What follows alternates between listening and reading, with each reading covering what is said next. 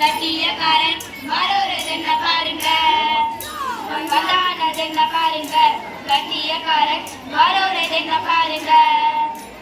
அகீனி தோதும் தோடுத்து கட்டியக்காரன் அழகான பாகை ஒடுத்தி, செந்தூரம் பொட்டு வச்சு இஞ்சிலங்க போட்டு ஓல போட்டு குந்தி குந்தி கடை நடந்து வந்தானதென்ன பாருங்க, கட்டியக்காரன் வரோரதென்ன பாருங்க, வந்தானதென்ன பாருங்க, கட்டியக்காரன் வரோரதென்ன பாருங்க. தந்தனத்தம் என்று சொல்லியே விழில்லி ஆமாம் விழில்லி வந்தருள்வாய் தாளில் மகளே. அக்கா, நம்ம தமிழ்நாடு கணக்கு வச்சீங்க, அடுத்து யாருக்கு? இங்க வந்திருக்கும் மாமன்ற உறுப்பினர் அவருக்கும், தலைமை ஆசிரியர் அவருக்கும் மற்றும் மற்ற பிற ஆசிரியர் அவர்களுக்கும் மற்றும் பெற்றோர் அவருக்கும், மாணவர் மாணவி அவர்களுக்கும், என் சக நண்பர்கள் அவர்களுக்கும். என் பெயர் வி லக்ஷிதா. என் பெயர் கே ரித்திகா. என் பெயர் பி சிவசக்தி. என் பெயர் வி லத்திகா. என் பெயர் ஆர் தாமரை செல்வி. என்னக்கா வணக்கம் வச்சுட்டீங்க, அடுத்து கருத்துக்கு வாங்க. அக்கா, இன்னைக்கு எதை பத்திக்கா பார்க்க போறோம்? இன்னைக்கு நம்ம ஐவகை நிலங்களை பத்தி தான் பார்க்க போறோம். என்னது ஐவகை நிலங்களா? ஐவகை நிலங்கள்னா குறிஞ்சி, முல்லை, மருத, நெய்தல், பாலை போன்றவை தான் ஐவகை நிலங்கள்னு சொல்லுவாங்க. ஓ, இதெல்லாம் ஐவகை நிலங்கள்னு சொல்றீங்களாக்கா? சரி, கருத்துக்கு வாங்க. மலையோரம் வீசும் காத்து மனசோட பாடும் பாட்டு கேக்குதா கேக்குதா? அக்கா, கேக்குது. பாட்டு பாடிட்டு வர வர அதுக்கு தானே இந்த பாட்டு. மலையும் மலை சார்ந்த பகுதிகளும் தான் நாங்க குறிஞ்சி நிலம்னு சொல்லுவோம். குறிஞ்சி நிலத்தோட தெய்வம் அக்கா, நம்ம முருகப்பெருமாள் தானே? சரியா சொன்ன லட்சிதா.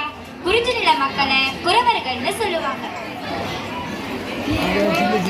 சிங்காரோ ஓ நிக்கி சிங்காரோ, ஓ சிங்கி சிங்காரோ, ஓ நிக்கி சிங்காரோ, ஏ சிங்கி. வேட்டையாடுவது, நிலத்தை தோண்டுவது, தேன் எடுப்பது போன்றவைதான் இவர்களின் தொழிலாகும்.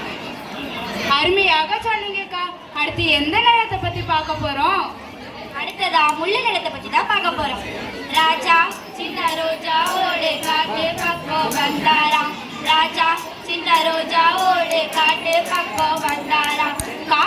காடு சார்ந்த பகுதிகளை தான் நாங்க முல்லை நிலம்னு சொல்றோம். முல்லை நிலத்தோட தெய்வம் யாரு? நம்ம முல்லை நிலத்தோட தெய்வம் நம்ம திருமால் சங்கரி தானக்கா? சரியா சொன்ன ரித்திகா. இவர்களை ஆலயர்கள், இளையர்கள், கோவலர்கள் கூப்பிடுவாங்க. இவர்களின் தொழில் ஆடு மாடு மேய்ப்பதாகும். ஆடு மாடு மேய்க்க போறோம் மலையே முனியம்மா, ஏ ஆடு மாடு மேய்க்க போறோம் மலையே முனியம்மா. அக்கா, முல்லை நிலத்தை பத்தி பார்த்தாச்சு, அடுத்து எதை பத்தி பார்க்க போறோம்? அடுத்ததா மருத நிலத்தை பத்தி தான் பார்க்க போறோம். மணப்பாற மாடு கட்டி மாய வரும் 7 மூணு மயக்காத உழுது போடு செல்லக்கண்ணு, நீயும் விட்டு போட்டு பாடுபடு செல்லக்கண்ணு. வயலும் வயல் சார்ந்த பகுதிகளும் தான் நாங்க மருத நிலம்னு சொல்றோம். மருத நிலத்தோட தெய்வம் யாரு? இந்திரங்கனக்கா. சரியா சொன்ன திவ்யஸ்ரீ. இவர்களை உழவர், வேலர்னு கூப்பிடுவாங்க. இவர்களின் தொழில் உழவுதல், விவசாயம் ஆகும். அக்கா, அடுத்ததாக எதை பத்திக்கா பார்க்க போறோம்? அடுத்ததா நெய்தல் நிலத்தை பத்தி தான் பார்க்க போறோம். கடலீர் நடுவே பயணம் போனால் குடிநீர் தருபவர் யாரோ, குடிநீர் தருபவர் யாரோ, தனியாய் வந்தோர் துணிவை தவிர துணையாய் இருப்பவர் யாரோ, துணையாய் இருப்பவர் யாரோ. கடலும் கடல் சார்ந்த பகுதிகளும் தான் நாங்க நெய்தல் நிலம்னு சொல்றோம்.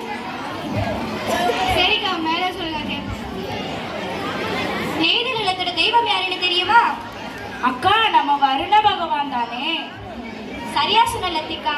இவர்களின் தொழில் மீன் பிடிப்பது, உப்பு உற்பத்தி செய்வது மற்றும் முத்துக்கள் எடுப்பது ஆகும். அக்கா, 4 வகையான நிலங்களை பற்றி பார்த்தாச்சு, கடைசியாக எதை பத்தி பார்க்க போறோம்? கடைசியா பாலை நிலத்தை பத்தி தான் பார்க்க போறோம். பாட்டுக்கு பாலைவன பூ பூக்கும், நெட்டிக்கு நெல்லிரவு தலையசைக்கும்.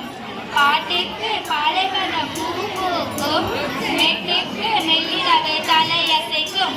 பாலைவனம் பாலை அக்கா பாலைவனம் ரொம்ப சூடாவா இருக்கும். அப்புறம் பாலைவனம்னா ரொம்ப குளு குளுனா இருக்கும். கேட்குறோம் ஒரு டீட்டெயில். அக்கா குறிஞ்சி நிலமோ முல்லை நிலமோ திருந்த இடமே தானக்கா பாலை. சரியா சொன்ன லத்திகா. என் பாலை நிலத்தோட தெய்வம் யாருன்னு தெரியுமா? பாலை நிலத்தோட தெய்வம் துர்கை, காளி, கொற்றுவேதன். சரியா சொன்ன சிவசக்தி. இவர்களை மறவர், கள்ளர்னு கூப்பிடுவாங்க. இவர்களின் தொழில் களவுதல் அல்லது திருடுதல் ஆகும். 5 வகை நிலங்களை பத்தி பார்த்தாச்சு, வாங்க கிளம்பலாம்.